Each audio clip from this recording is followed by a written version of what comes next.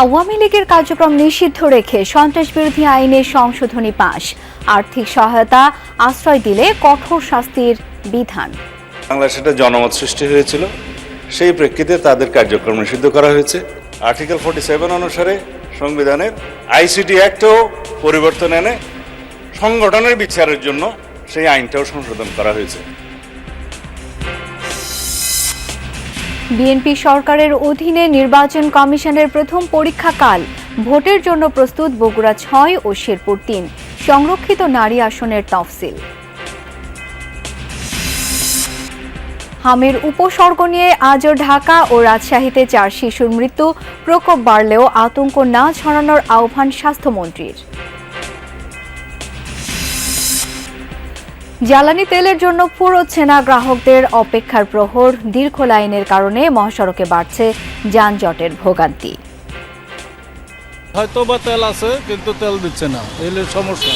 বলতেছে গাড়ির তেলে লেগে গেছে, আসবে, আসলে কখন দেয় নিশ্চয়তা না।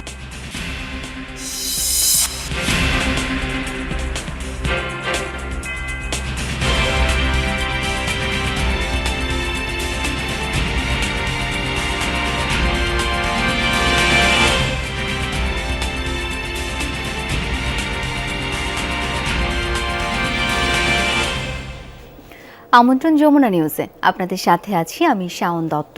এতক্ষণ শিরোনামগুলো দেখছিলেন। আওয়ামী লীগের কার্যক্রম নিষিদ্ধ রেখে সন্ত্রাসবিরোধী আইনের সংশোধনী পাস হয়েছে সংসদে। স্বরাষ্ট্রমন্ত্রী সালাউদ্দিন আহমদ কর্তৃক উত্থাপনের পর সর্বসম্মত কণ্ঠ ভোটে এটি পাস হয়।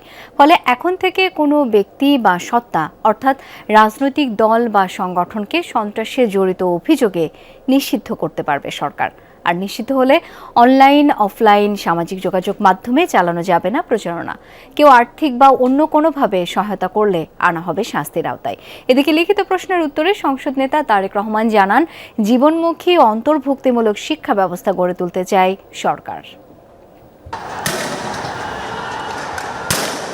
24 জুলাই আগস্ট গণ অভ্যুত্থান রুখতে ছাত্র জনতার উপর নৃশংসতা চালায় আওয়ামী লীগ ও তাদের সহযোগী সংগঠন এবং আইনশৃঙ্খলা বাহিনী। 5 আগস্ট শেখ হাসিনার পতনের পর সন্ত্রাসী কর্মকাণ্ডের জন্য আওয়ামী লীগের কার্যক্রম নিষিদ্ধের দাবি ওঠে। আওয়ামী লীগ এবং এর অঙ্গ, সহযোগী ও ভ্রাতৃপ্রতিম সংগঠনের সব কার্যক্রম আন্তর্জাতিক অপরাধ ট্রাইব্যুনালে বিচার সম্পন্ন না হওয়া পর্যন্ত নিষিদ্ধ করে অধ্যাদেশ জারি করে অন্তর্বর্তী সরকার। মাননীয় মন্ত্রী, আপনি বিলটি উত্থাপন করুন। কিছুটা সংশোধিত হয়ে সেই অধ্যাদেশ সংসদে উত্থাপিত হয় বুধবার। নিষেধাজ্ঞা না মানলে নিষিদ্ধ ঘোষিত সংগঠনের জন্য যে সাজা রয়েছে সেটি প্রযোজ্য হতে যাচ্ছে আওয়ামী লীগের জন্য। সংসদে সবার কণ্ঠভোটে পাশ হয় এই আইনটি। এর ফলে কোনো ধরনের কার্যক্রম চালাতে পারবে না আওয়ামী লীগ কিংবা নিষিদ্ধ অন্য কোনো দল বা সংগঠন। এমনকি অনলাইন ও সামাজিক যোগাযোগ মাধ্যমেও কোনো কার্যক্রম প্রচার করা যাবে না। নিষিদ্ধ দল সংগঠনকে অর্থ, আশ্রয় বা সহায়তা করলে কঠোর শাস্তির বিধান বাড়ানো হয়েছে। বিরোধী দলীয় নেতা নিশ্চয়ই স্মরণে থাকার কথা, ওনারা এবং এনসিপির বন্ধুরা সবাই মিলে একটা আন্দোলন করেছিলেন। সেই আন্দোলনের প্রেক্ষিতে এটা মোটামুটি বাংলাদেশে একটা জনমত সৃষ্টি হয়েছিল, সেই প্রেক্ষিতে তাদের কার্যক্রম নিষিদ্ধ করা হয়েছে সন্ত্রাস বিরোধী আইনে, এবং অ্যাকর্ডিংলি সেটা নির্বাচন কমিশনে তাদের রেজিস্ট্রেশনটাও সাসপেন্ডেড হয়ে আছে। এবং এখানে এই আইনের অনুবলে পরবর্তীতে আর্টিকেল 47 অনুসারে সংবিধানের আইসিটি অ্যাক্টেও পরিবর্তন এনে সংগঠনের বিচারের জন্য সেই আইনটাও সংশোধন করা হয়েছে।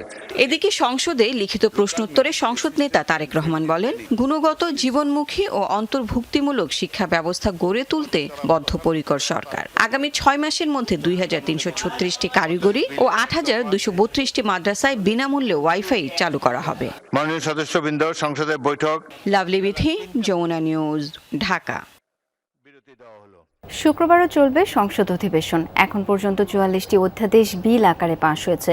শুক্রবারের মধ্যে 133টি অধ্যাদেশের সুরাহা হবে বলে জানিয়েছেন ত্রয়োদশ জাতীয় সংসদের চিফ হুইপ নুরুল ইসলাম মনি।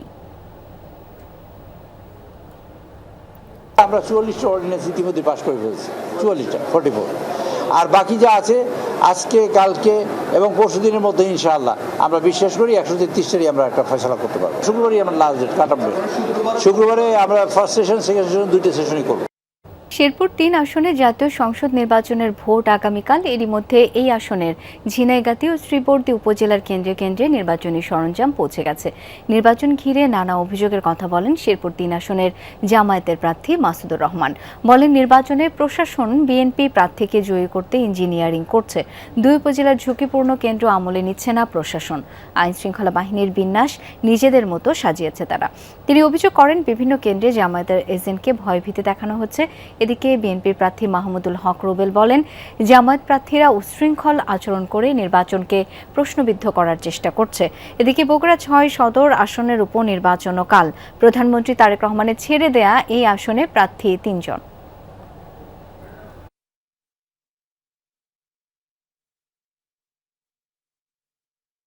প্রশাসন এবং নির্বাচন রিটার্নিং অফিসার আমাদেরকে বারবার আশ্বস্ত করেছে যে সঠিকভাবে নির্বাচন হবে, কোনো রকম ২ নম্বরে এখানে হবে না, কিন্তু বাস্তব দৃশ্য অন্যরকম। জামাতের প্রার্থী সহ জামাতের নেতা কর্মী যেভাবে উশৃঙ্খল আচরণ করতেছে, উস্কানিমূলক বক্তব্য দিচ্ছে, টাকা দিয়ে ভোট কেনার চেষ্টা করতেছে, এই আসনটার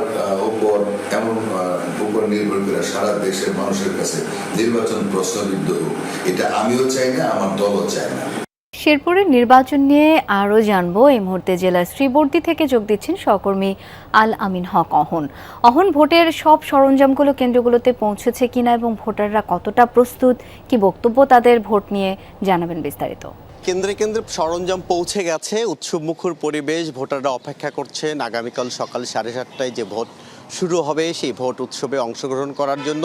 শাওন, আমি এমন একটি জায়গায় দাঁড়িয়ে রয়েছি, এমন একটি এলাকায় 12 ফেব্রুয়ারির যে নির্বাচন, সেই নির্বাচনে প্রথম যে হত্যাকাণ্ডটি ঘটেছিল সেটি ঘটেছিল এই আসনে, এবং তারপর থেকেই তো আসনটি নির্বাচন করে দেওয়া হয় এবং এখন যে নির্বাচন হচ্ছে, এই যে নির্বাচনের প্রচার প্রচারণা, এইসব প্রার্থীদেরকে 2 দফা প্রচার প্রচারণা করতে হলো। একই সঙ্গে সেই সময়ের যে নির্বাচনী আমেজ ছিল, সেই আমেজে কিছুটা ভাটা পড়েছিল, এবং যদিও এখন পর্যন্ত আমরা দেখেছি আইন শৃঙ্খলা বাহিনীর ব্যাপক উপস্থিতি, বিশেষ করে 12 ফেব্রুয়ারির নির্বাচনে শাওন যে পরিমাণ আইন শৃঙ্খলা বাহিনীর সদস্য ছিল, তার চেয়ে অন্তত 3 থেকে 4 গুণ আইন শৃঙ্খলা বাহিনীর সদস্য রয়েছে। পাল্টাপাল্টি অভিযোগ রয়েছে, যেটি জামাতের প্রার্থী অভিযোগ করছেন, একই অভিযোগ করছেন বিএনপির প্রার্থীও। এই পাল্টাপাল্টি অভিযোগের মধ্য দিয়েও দিন শেষে ভোটাররা চাইছেন এলাকার উন্নতি। বিশেষ করে এই এলাকায় একেবারে সীমান্তবর্তী এলাকা, চোরাচালান রয়েছে, মাদকের বিস্তার ব্যাপক, সেগুলো কমানোর জন্য কে কি করবেন সেটির কথা বলছেন, এবং প্রার্থীদের কথা অনুযায়ী ভোটাররাও বলছেন যে দিন শেষে প্রার্থীরা কথা দেন, কিন্তু কথা দিয়ে কথা রাখে বা কজন, সেটি নিয়ে তারা সন্দেহ প্রকাশ করলেও আশা করছেন এবারের এই আসনে যিনি জয়লাভ করবেন নিশ্চয়ই ভোটারদের এই ভাবনাগুলোর সাথে মিল রেখে এলাকার উন্নয়ন করবেন। আমি যেমনটি বলছিলাম যে যেহেতু এই নির্বাচনের 12 ফেব্রুয়ারি নির্বাচনে হানা ভোটটির একটি মীমাংসা হয়ে গেছে, যে কারণে এবার কিন্তু হানা ভোটের ব্যালট পেপারটি থাকছে না, যে কারণে বাংলাদেশের ইতিহাসের অংশ হওয়ার যে একটি বিষয় ছিল, সেটি যেমন এই এলাকার ভোটাররা হতে পারছে না, একই সঙ্গে এই এলাকার মানুষজন বলছেন দিন শেষে যাই ঘটুক না কেন আগামীকালের ভোট সুষ্ঠু হবে, সেই প্রত্যাশা। শাওন, অহন, অনেক ধন্যবাদ আপনাকে। ত্রয়োদশ জাতীয় সংসদের সংরক্ষিত নারী আসনে নির্বাচনের তফসিল ঘোষণা করেছেন নির্বাচন কমিশন। সকালে রাজধানীর আগারগাঁওয়ে নির্বাচন কমিশনের সাংবাদিকদের ইসি সচিব আক্তার আহমেদ জানান, প্রতিদ্বন্দ্বী প্রার্থীরা আগামী 21 এপ্রিল ইসি ভবনে তাদের মনোনয়নপত্র জমা দিতে পারবেন। এরপর 22 ও 23 এপ্রিল রিটার্নিং অফিসার কর্তৃক দাখিলকৃত মনোনয়নপত্রগুলো যাচাই বাছাই করা হবে। মনোনয়নপত্র বাতিলের বিরুদ্ধে আপিল করার সুযোগ থাকছে 26 এপ্রিল পর্যন্ত। পরের 2 দিন হবে আপিল নিষ্পত্তি। প্রার্থিতা প্রত্যাহারের জন্য শেষ সময় 29 এপ্রিল। পরদিন অর্থাৎ 30 এপ্রিল চূড়ান্ত প্রার্থীদের মাঝে প্রতীক বরাদ্দ দেবে ইসি। নির্বাচন করার জন্য আমরা আমাদের রিটার্নিং অফিসার এখানে আমাদের সাথে আছেন জনাব মনির হোসেন, উনি আছেন নির্বাচন পরিচালনা অধিশাখার দায়িত্বে, উনি সহকারী রিটার্নিং অফিসার, এবং আমরা 4 জন পোলিং অফিসারকে এই দায়িত্বে নিয়োজিত করেছি। দেশে হামের প্রকোপ কমার কোনো লক্ষণ নেই। আজও রাজধানীর মহাখালীর সংক্রামক ব্যাধি হাসপাতালে উপসর্গ নিয়ে একজনের মৃত্যু হয়েছে। আক্রান্ত হয়ে ভর্তির সংখ্যা 11 জন। স্বাস্থ্য অধিদপ্তরের সবশেষ তথ্য অনুযায়ী গেল 23 দিনে হাম এবং রোগটির উপসর্গ নিয়ে 149 জনের মৃত্যু হয়েছে। হাম উপসর্গ নিয়ে মহাখালীর সংক্রামক ব্যাধি হাসপাতালে প্রতিদিন ভর্তি হচ্ছে 1/2 শিশু। পরিস্থিতি সামাল দিতে হিমশিম খাচ্ছে কর্তৃপক্ষ। তীব্র জ্বর, শরীরে র্যাশ, চুলকানি, সর্দি, কাশি, ডায়রিয়া, শ্বাস প্রশ্বাসের শ্বাসের জটিলতায় ভুগছে রোগীরা। কেউ কেউ আক্রান্ত হচ্ছে নিউমোনিয়া ও ডায়রিয়াতে। নিউমোনিয়া হয়েছে, হাম হয়েছে, তারপরে অনেক সমস্যা, রক্ত ইনফেকশন। ডাক্তার বলছে ওষুধ লিখে দিয়ে গেছে, এখন যে ওষুধ আছে এগুলো চালাই যাইতেছে, আস্তে ধীরে ঠিক হয়ে যাবে বলছে। আজকে 3 দিন হয়েছে আমরা ভর্তি হয়েছি, এখনো বাবুর কোনো কিছু বুঝি না। ডাক্তার বলছে এগুলা চিকিৎসা করতে অনেক দিন লাগবে। রাজশাহী মেডিকেল কলেজ হাসপাতালের আইসিইউতে হাম সন্দেহে চিকিৎসাধীন শিশুদের অনেকের ক্ষেত্রে অ্যান্টিবায়োটিক সহ কিছু গুরুত্বপূর্ণ ওষুধ কাজ করছে না বলে জানিয়েছেন চিকিৎসকরা। বুধবার হাসপাতালের নির্ধারিত সংবাদ ব্রিফিংয়ে এই তথ্য জানানো হয়। বলা হয়, এই বিষয়টি নিয়ে গবেষণা জরুরি। সেই সাথে প্রতিবেশী দেশে হামের প্রকৃত পরিস্থিতি এবং উপসর্গ জানার ব্যাপারেও তাগিদ দেওয়া হয়। আজও হাম উপসর্গ নিয়ে 3 শিশুর মৃত্যু হয়েছে রাজশাহী মেডিকেল কলেজে। রাজশাহী মেডিকেল কলেজ হাসপাতালে 24 ঘন্টায় নতুন করে হাম সন্দেহে 23 শিশু ভর্তি হয়েছে। এ সময়ের মধ্যে মারা গেছে 3 শিশু। এদের সবার বয়সই 1 বছরের কম। গত 24 ঘন্টায় সাসপেক্টেড হামের নতুন কেস ভর্তি 23। গত 24 ঘন্টায় সাসপেক্টেড হামের ছুটি 10। গত 24 ঘন্টায় সাসপেক্টেড হামে মৃত্যু 3। এখন হাসপাতালে সাসপেক্টেড হামের ভর্তি রোগী রয়েছে 133। বুধবার দুপুরে নিয়মিত সংবাদ ব্রিফিংয়ে হাসপাতালের এই মুখপাত্র জানান, আইসিইউর সংকুলান এখন কিছুটা বাড়লেও নতুন চ্যালেঞ্জের মুখোমুখি হতে হচ্ছে। আইসিইউতে অ্যান্টিবায়োটিক সহ কিছু জরুরি ওষুধ অনেক শিশুর ক্ষেত্রেই কাজ করছে না, জানিয়ে গবেষণার উপর জোর দেন তিনি। এই বড় অংশ মৃত্যুর পেছনে একটি কারণ থাকতে পারে যে এই শিশুদের বয়স। বেশিরভাগ ক্ষেত্রে আমরা দেখেছি হামের টিকাটা কিন্তু 9 মাস এবং 15 মাসে দেওয়া হয়। তো এই শিশুগুলোর বয়স আমরা যদি পর্যালোচনা করি, দেখা যাবে বেশিরভাগ ক্ষেত্রেই তাদের বয়স 9 মাসের নিচে।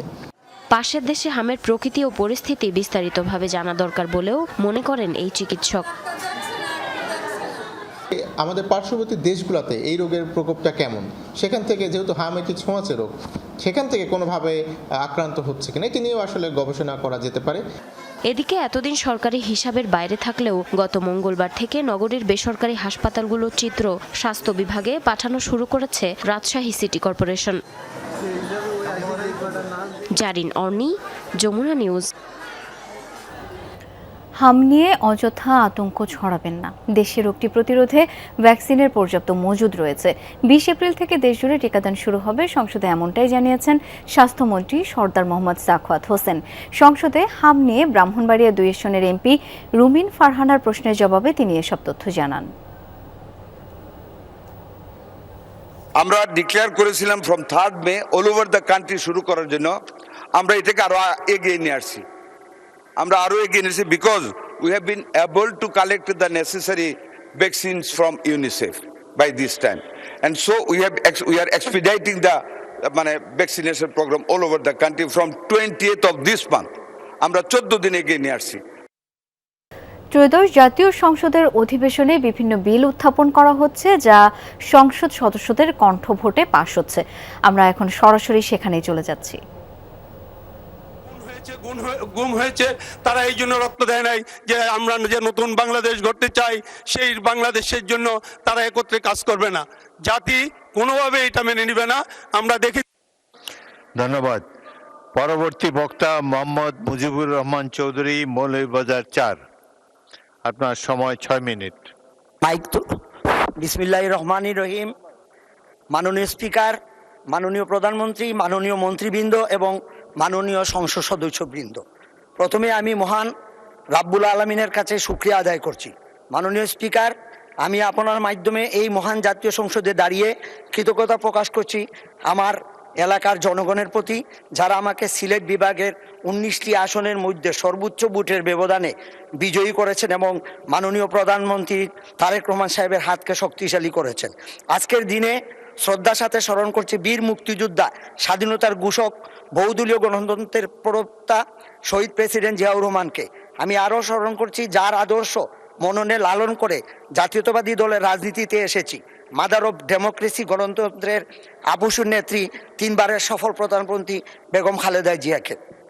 মাননীয় স্পিকার, আমার এই আসন চা বাগান, পাহাড়, হাওর আর প্রাকৃতিক সৌন্দর্যের অপার লীলাভূমি। এটি বাংলাদেশের চায়ের রাজধানী হিসেবে পরিচিত। এই অঞ্চল শুধু অর্থনীতির নয়, পরিবেশ ও পর্যটনের দিকে অত্যন্ত গুরুত্বপূর্ণ। এখানে রয়েছে 29টি। মাননীয় সদস্য, দেখে দেখে পড়া অ্যালাউড না সংসদে। ত্রয়োদশ জাতীয় সংসদ অধিবেশনে ছিলাম সরাসরি। 3 মাসের মধ্যে পৃথক সুপ্রিম কোর্ট সচিবালয় প্রতিষ্ঠার নির্দেশনা দিয়ে পূর্ণাঙ্গ রায় প্রকাশ করেছে হাইকোর্ট। এই রায়ের বিরুদ্ধে সুপ্রিম কোর্টের আপিল বিভাগে শিগগিরই আপিল করা হবে বলে জানিয়েছেন অ্যাটর্নি জেনারেল রুহুল কুদ্দুস কাজল।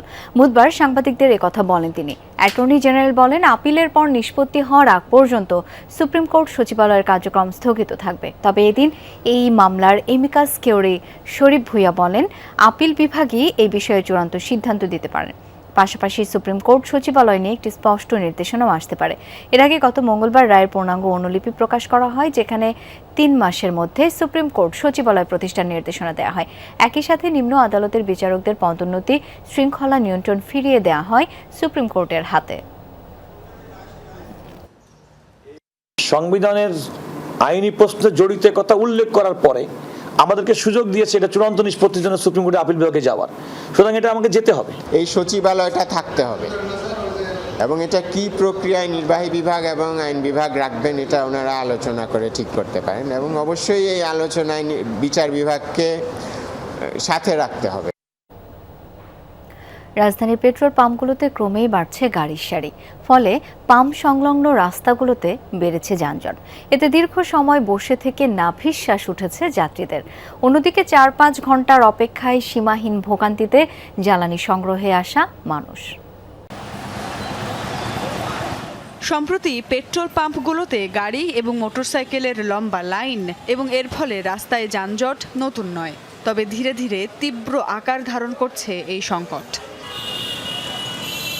রাজধানীর রমনার এই পেট্রোল পাম্পটিতে ভোর 3টা থেকে শুরু হয়েছে তেলের লাইন।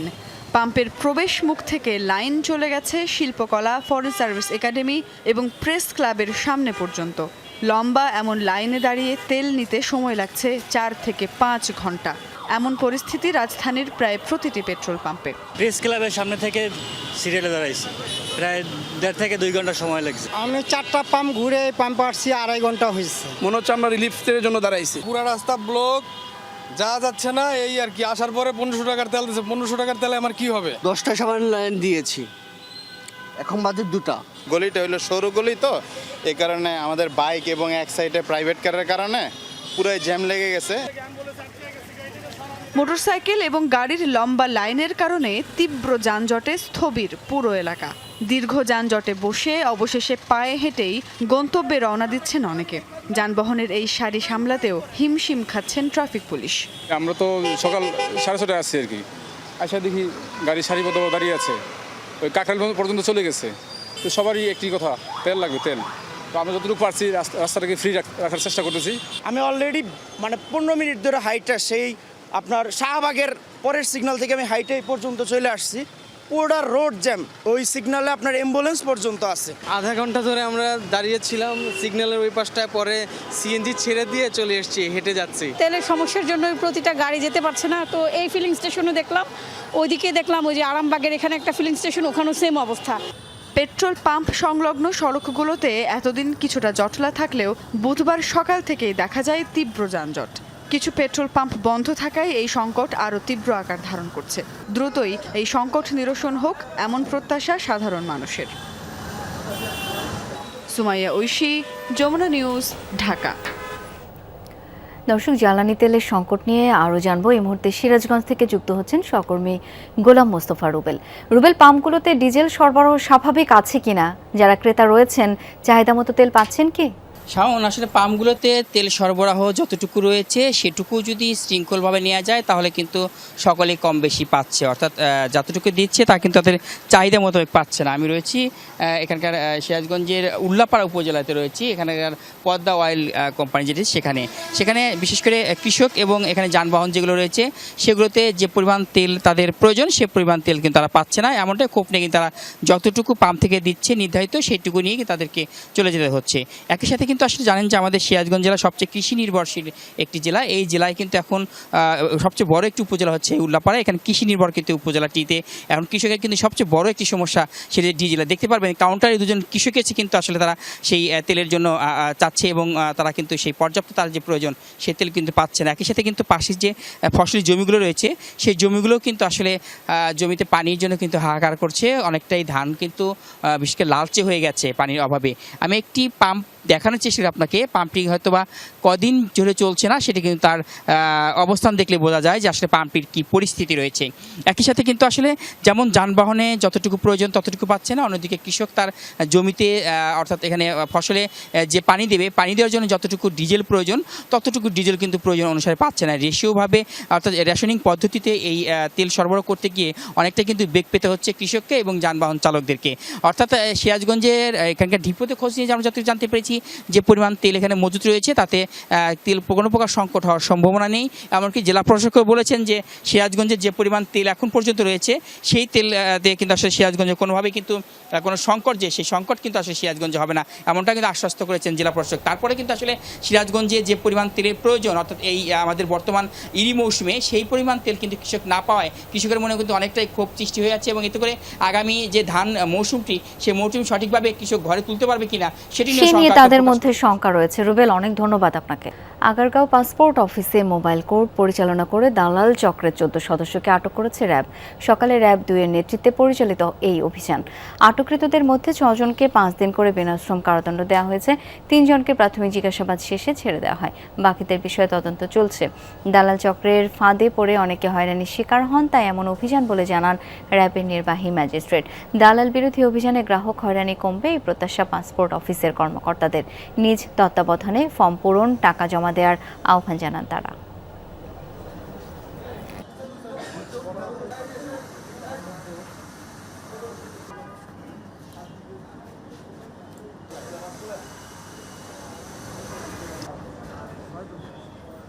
দালালরা মানুষদেরকে বিভিন্ন ধরনের হয়রানিমূলক কর্মকাণ্ড করে থাকেন বলে আমাদের কাছে অভিযোগ রয়েছে।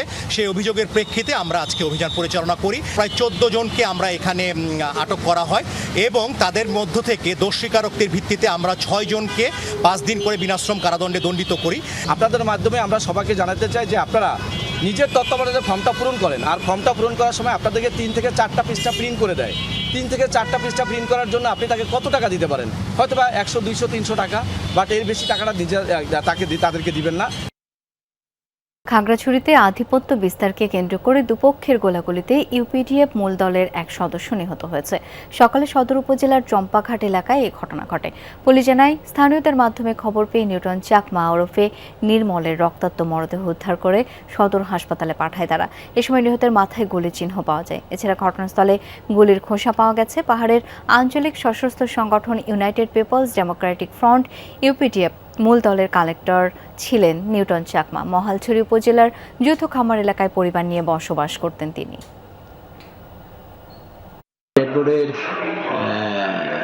শরীরে গুলির ক্ষত চিহ্ন পাওয়া যায় এবং গুলির খোসা পাওয়া যায়। এই বিষয়ে আইনগত ব্যবস্থা প্রক্রিয়াধীন। বর্তমানে লাশ ময়নাতদন্তের জন্য সদর হাসপাতালে রয়েছে। দর্শক, এই ছিল যমুনা নিউজে।